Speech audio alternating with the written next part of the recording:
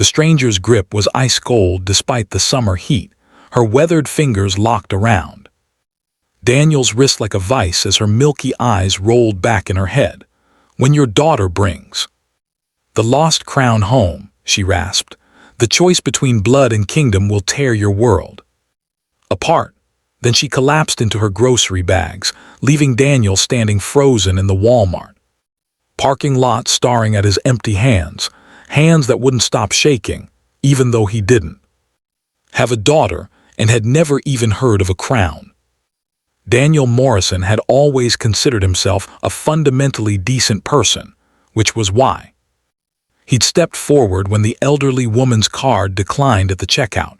It was only $43, groceries, basics, eggs, bread, canned soup, the kind of cart that told a story Daniel didn't want to think about too deeply on a Tuesday afternoon. "I've got it," he'd said, sliding his credit card across the scanner before the cashier could finish apologizing to the woman. The cashier, a tired-looking kid with acne and a name tag that read Josh, had shrugged.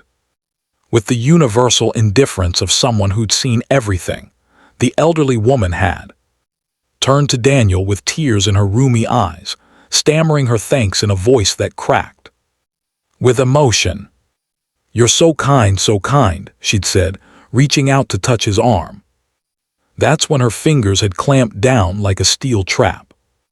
That's when her eyes had gone white. That's when she'd spoken words that made absolutely no sense, but somehow felt like they were rewriting the fundamental code of Daniel's existence. Now, standing in the parking lot with the woman's bags scattered around his feet and Josh the cashier peering through the glass doors with his phone already out, probably calling 911, Daniel tried to process what had just happened. The woman was breathing, that was good.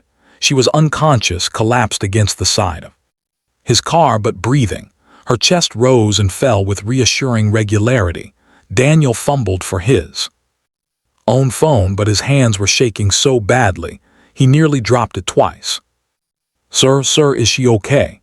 Josh had ventured outside, keeping a careful distance. She just..." Daniel couldn't finish the sentence.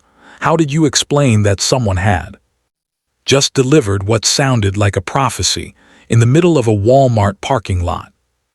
The ambulance arrived within 7 minutes. The EMTs were professional and efficient, checking the woman's vitals, asking Daniel questions he couldn't really answer. No, he didn't know her name. No, he didn't know if she had any medical conditions. No, he didn't know what had happened. She just collapsed. He didn't mention the prophecy. That felt insane. That felt like the kind of thing that would get him a very different kind of professional attention. "You did a good thing," one of the EMTs told him as they loaded the woman onto a stretcher. "Paying for her groceries, not everyone would." Daniel nodded numbly, watching as they wheeled her toward the ambulance. Just before they lifted the stretcher inside, the woman's eyes snapped open. They were clear now, bright blue and lucid, and they locked onto Daniel with an intensity that made his breath catch. "Daniel Morrison," she said, her voice strong and clear. 3 years, that's all the time you have to prepare." Then her eyes closed again, and the EMTs were asking her questions, checking her responsiveness, and Daniel was left standing in the parking lot with a name the woman shouldn't have known and a timeline that meant nothing. Or everything. He drove home in a daze, his hands still trembling on the steering wheel. His apartment felt smaller than usual when he unlocked the door, the familiar space of his life suddenly foreign. The couch where he'd watched football last Sunday, the kitchen where he'd burned toast that morning, the desk in the corner where he worked his remote job doing data analysis for a medical supply company. Everything was the same. Everything was different. Daniel pulled up his laptop and did what any modern person would do when confronted with the inexplicable. He Googled it. Prophecy Walmart parking lot yielded nothing useful. Stranger prediction daughter crown was equally unhelpful. Woman grabs wrist sees future, led him down a rabbit hole of conspiracy theories and supernatural forums that made his head hurt.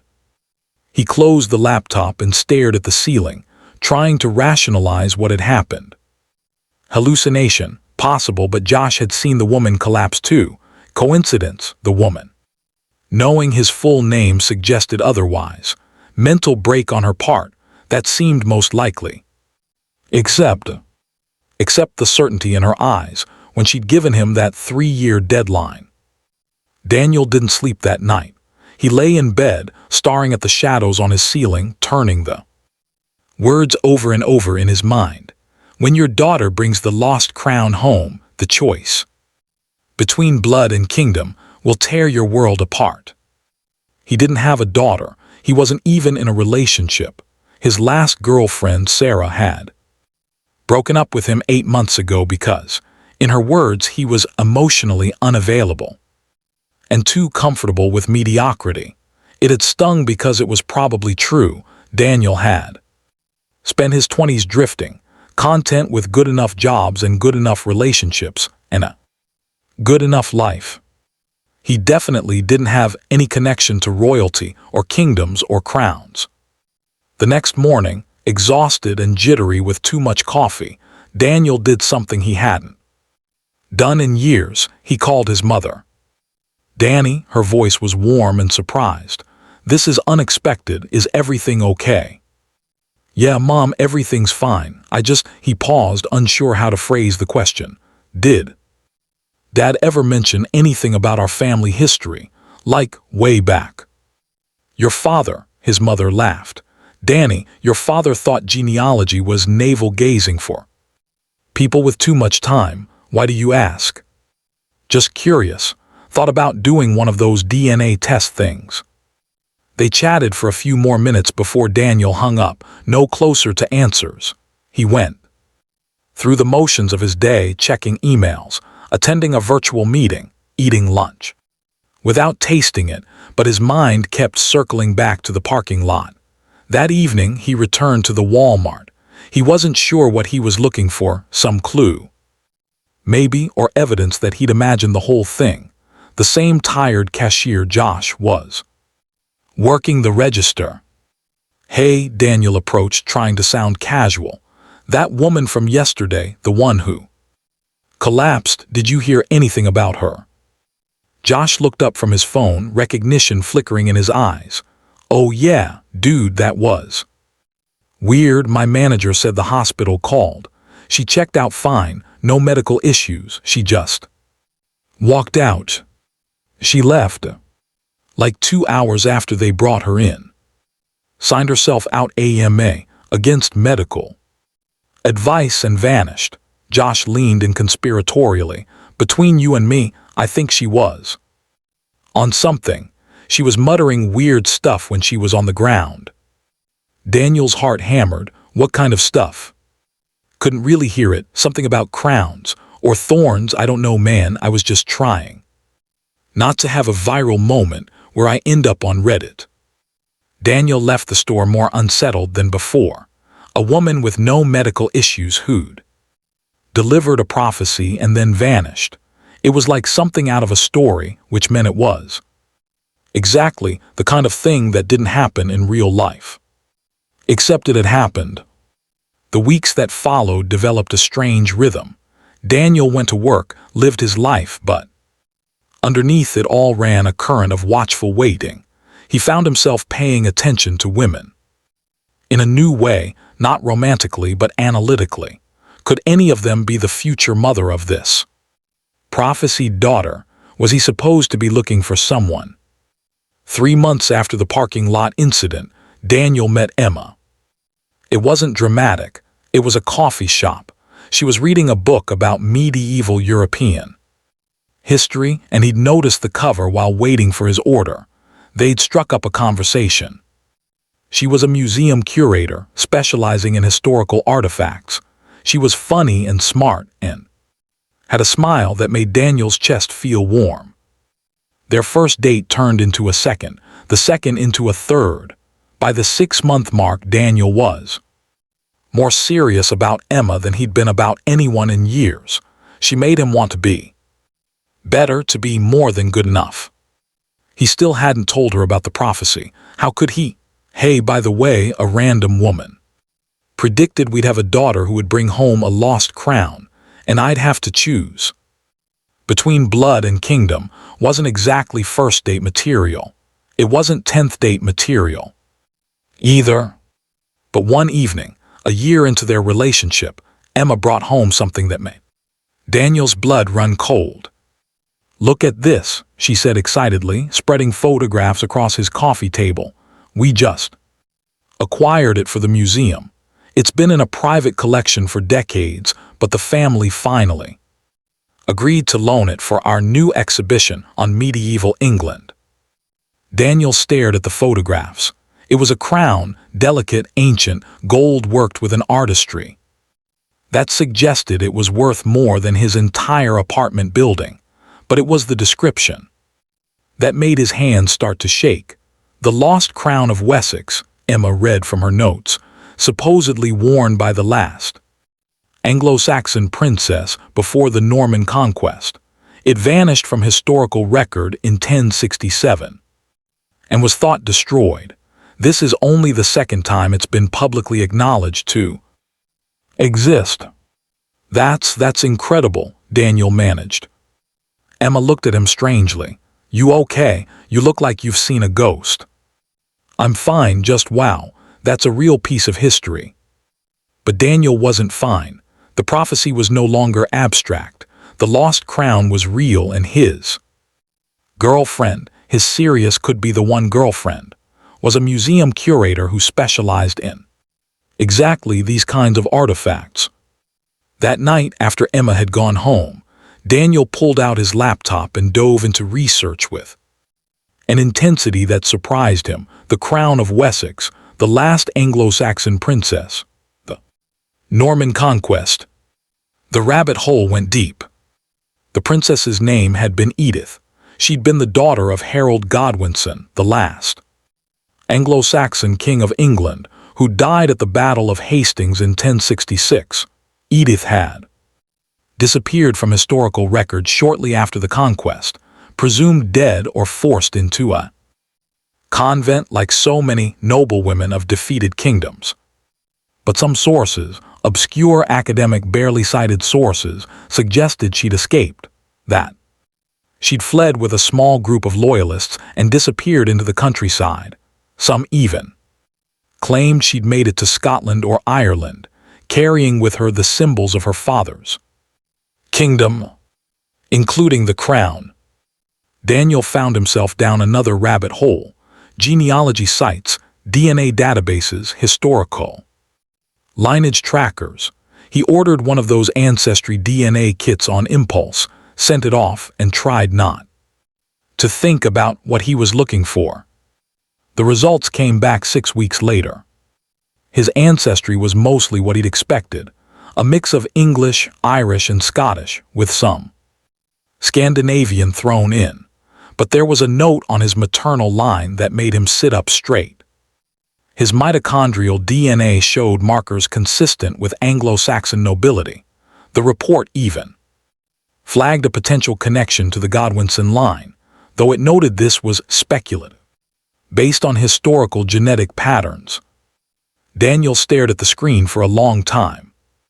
It was insane, it was coincidental, it meant nothing. Except the woman in the parking lot had known his name. Emma moved in with him that fall. It felt natural, inevitable. They'd been together almost 2 years, and Daniel couldn't imagine his life without her anymore. She made him laugh, she challenged him, she made him want to be someone worth being. And she was still working with the crown. "The exhibition opens next spring," she told him over dinner one evening. "I'm thinking of proposing a special focus on the mystery of Princess Edith. There's something haunting about her story, you know, this woman who just vanished from history." "What do you think happened to her?" Daniel asked, trying to keep his voice casual. Emma considered. "Honestly, I think she probably died young like most people in that era, but there's a part of me that wants to believe she escaped, that she built a new life somewhere, free from the burden of being a royal in a conquered kingdom. Would that have been possible for someone of her status to just disappear? It would have been hard, but not impossible. She would have had to give up everything, her identity, her title, her claim to power, become no one. Emma smiled. Romantic, right? The princess who chose freedom over a throne. Daniel thought about choices, about blood and kingdoms, about what it meant to give up everything you were for something else. That night, he dreamed of a woman in medieval dress, standing at a crossroads with a crown in her hands. She looked up at him with eyes that were somehow both ancient and young, and she asked him a question he couldn't quite hear. When he woke, he could still feel the weight of her gaze. 2 months later, Emma told him she was pregnant. They were in the bathroom of their apartment, staring at a plastic stick with 2 pink lines, and Daniel felt his entire world tilt on its axis. I know we hadn't planned, Emma started, but Daniel cut her off with a kiss. This is amazing, he said, and meant it. We're having a baby. We're having a baby, Emma repeated, laughing and crying at the same time. Daniel held her and tried not to think about prophecies and crowns and choices that would tear worlds apart. This was just life. People met, fell in love, had babies. It was the most normal thing in the world. The ultrasound 12 weeks later confirmed it was a girl. Any thoughts on names? The technician asked cheerfully. Emma looked at Daniel. Actually, I've been thinking about Edith. It was my grandmother's name, and no, the word came out harsher than Daniel intended. Both women looked at him in surprise. I mean, he backtracked quickly, I'd like to consider other options. Edith feels very old-fashioned. Emma frowned but nodded. Okay, we have time. They settled on Grace. Grace Emma Morrison, born on a rainy Tuesday in April, 6 pounds and 8 ounces of perfection with her mother's eyes, and Daniel suspected a destiny he still didn't fully understand. The woman from the parking lot had said 3 years. Grace was born 2 years and 7 months after the prophecy. That left Daniel with 5 months before. What? He still didn't know. But as he held his daughter in the hospital, counting her tiny fingers and memorizing the shape of her face, Daniel made a decision. Whatever the prophecy meant, whatever choice he'd have to make, he would do whatever it took to protect his daughter, even if it meant fighting fate itself. The museum exhibition opened when Grace was 3 months old. Emma had gone back to work part-time, and Daniel had adjusted his schedule to be home more. They were navigating the chaos of new parenthood with the kind of exhausted determination that bonded couples, either destroyed or strengthened beyond measure. They were being strengthened. Come to the opening gala, Emma urged him. Your mom said she'd watch Grace. This is the culmination of 2 years of work. I want you there. Daniel went, wearing an uncomfortable suit and a smile that felt almost genuine. The museum was packed with donors and historians, and people who cared deeply about medieval artifacts. The Crown of Wessex had its own display case in the center of the main gallery, lit dramatically, its gold seeming to glow from within. Daniel stared at it and felt the prophecy settling around him like a cloak. Beautiful, isn't it? An elderly man appeared at his elbow. He had kind eyes and a British accent, though I must say, I'm surprised to see it here. Why's that? Well, there are some who believe it shouldn't exist outside its homeland, that it belongs to the descendants of those who wore it. The man smiled. Of course, finding those descendants would be quite the archaeological challenge. The bloodlines are hopelessly muddled after 1,000 years. And if you could find them, Daniel heard himself ask, the descendants. The old man's eyes sharpened with interest. Then you'd have a choice to make, wouldn't you? Do you preserve history by keeping it in a museum, accessible to all? Or do you return it to its rightful owners, honoring the blood claim even if it means the world might never see it again? Blood versus kingdom, Daniel murmured. Precisely. The old man studied him. You understand these things, I think, Daniel Morrison. Daniel's head snapped up. How do you? But the old man was already walking away, disappearing into the crowd before Daniel could follow. He searched for several minutes but couldn't find him anywhere. When he asked Emma if she knew who he was, she shook her head. I don't recognize that description. Maybe he was a +1. Daniel let it go, but the encounter stayed with him. That made two strangers who'd known his name when they shouldn't have. Grace grew. She learned to roll over, to sit up, to babble. She had Emma's smile and a curious intensity that sometimes made Daniel wonder what was going on behind those bright eyes.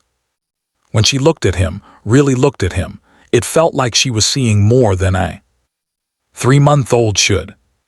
Time was running out. Daniel could feel it like a countdown clock in his chest. 3 years. 3 years. The deadline would come when Grace was 5 months old, if he was counting right. 5 months old and completely dependent on her parents for everything. What kind of choice could she possibly force at that age? The answer came on a Tuesday. Emma had taken Grace to the museum during a quiet afternoon. It was something she did sometimes when Daniel was working, showed their daughter the exhibits, talking to her about history and art as if Grace could understand. Daniel was on a conference call when his phone started buzzing insistently. Emma's name flashed on the screen. He muted himself and answered. Danny, something incredible just happened. Emma's voice was breathless with excitement. Grace, she reached out and touched the display case, just pressed her little hand against it. And the alarms went off. Not the security alarms, but, God, you're going to think I'm crazy. Tell me, Daniel said, his heart already racing. The crown started glowing, actually glowing, like the metal was alive. The conservation team is here. They're checking for some kind of chemical reaction, but Danny, she lowered her voice. I think it recognized her. Daniel was already grabbing his keys. Don't let anyone move it. I'm coming. He broke at least 3 traffic laws getting to the museum. Emma met him at the entrance. Grace in her arms, her face a mixture of excitement and confusion. They've sealed off the gallery, she said. The conservation team is running tests, but they can't explain it. The metal shouldn't be able to do what it did. Some of the researchers are talking about phosphorescent materials or hidden mechanisms, but can I see her? Daniel cut in. Grace, can I see her? Emma handed over their daughter, and Daniel looked into Grace's eyes. She gurgled happily, completely unaware that she just touched an ancient artifact that supposedly recognized royal blood. Or maybe she wasn't unaware. Maybe, at 5 months old, she understood more than anyone gave her credit for. The museum director appeared, a stern-looking woman named Dr. Reeves. Mr. Morrison, your wife said you should be included in this conversation. We have a situation. She led them to a private office where several people were already gathered. The conservation team, a lawyer, and, to Daniel's shock, the elderly British man from the gala. Mr. Morrison, the old man said warmly, allow me to properly introduce myself, Lord Edmund Ashford, trustee of the Crown Protection Society. We are a very old, very quiet organization, dedicated to protecting certain artifacts until they can be returned to their rightful owners. The Crown, Daniel said. Indeed, the Crown of Wessex has been in our care in various ways for nearly a millennium. We've allowed it to be studied and displayed, but we've been waiting, watching, looking for a sign that the time had come. Dr. Reeves cleared her throat. Lord Ashford has presented us with documentation suggesting that he has legal claim to the crown on behalf of this protection society. However, there's a provision in their charter that supersedes even their authority. If a direct descendant of the rightful wearer appears and is recognized by the crown itself, Lord Ashford continued, it must be returned to that individual. No questions, no negotiations. Emma's hand found Daniel's. You're saying Grace is a direct maternal line descendant of Princess Edith of Wessex, Lord Ashford finished. The DNA testing you did, Mr. Morrison, flagged in our database. We've been monitoring your family. Since then, when your daughter was born, we knew it was only a matter of time. Daniel's mind reeled. The woman in the parking lot. Ah yes, Madame Thea, one of our more dramatically inclined members. She has a gift for seeing certain threads of fate. I apologize for her methods. We prefer a gentler approach, Lord. Ashford smiled. But she was right, wasn't she? Your daughter has brought the lost crown home. Now you must choose. Choose what? Emma demanded. Dr. Reeves laid out 2 documents on the table. The museum has a legal right to display the crown under the loan agreement, but Lord Ashford's organization has a legal right to reclaim it. On behalf of your daughter, if you invoke that right, the crown becomes Grace's property, held in trust until she's 18.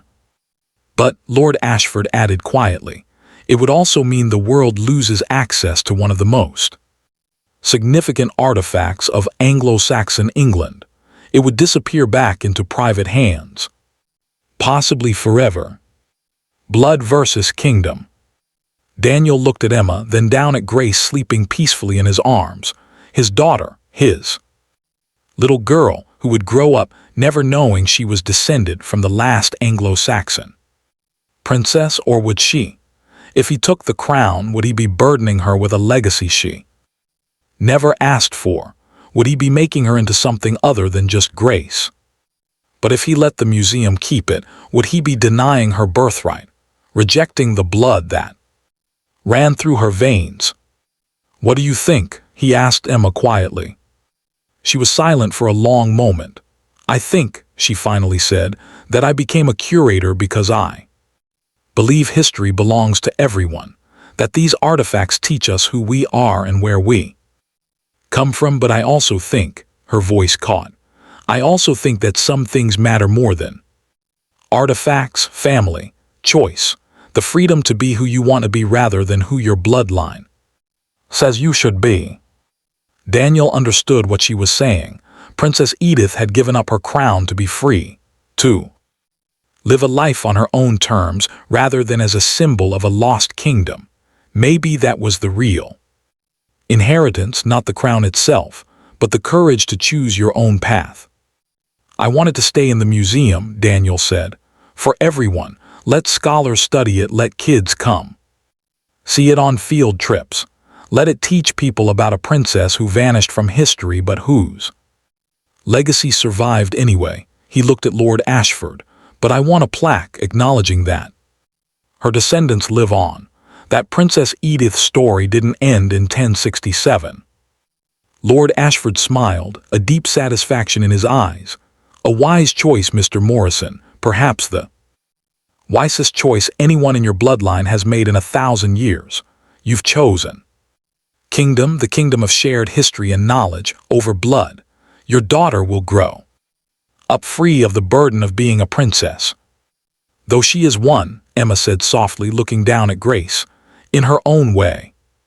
They signed documents, made arrangements. The museum installed a new plaque beside the Crown of Wessex, nodding that it had been returned to its homeland and recognized by a direct descendant who chose to share it with the world. Grace grew up normal. She went to school, made friends, learned to ride a bike. When she was 7, Emma took her to see the crown and told her the story, a sanitized version at first, then more details as she got older. Grace listened with interest but not obsession. It was cool, she said, but not as cool as dinosaurs. Daniel had chosen right. But sometimes, On quiet evenings when he watched Grace play or read or simply exist in the beautiful ordinariness of childhood, he thought about the woman in the parking lot, about prophecies and fate and the weight of choices. She'd said the choice would tear his world apart. But she'd been wrong. It had brought his world together. Because in the end, the choice between blood and kingdom wasn't about choosing one over the other. It was about understanding that the truest kingdom was the one you built with the people you loved, and the truest blood was the bond of family, chosen, protected, and free. Grace would never wear the crown, but she'd inherited something better, the freedom to be herself, whoever that turned out to be. Princess or not, royal or not, she was just Grace. And that was the greatest legacy of all.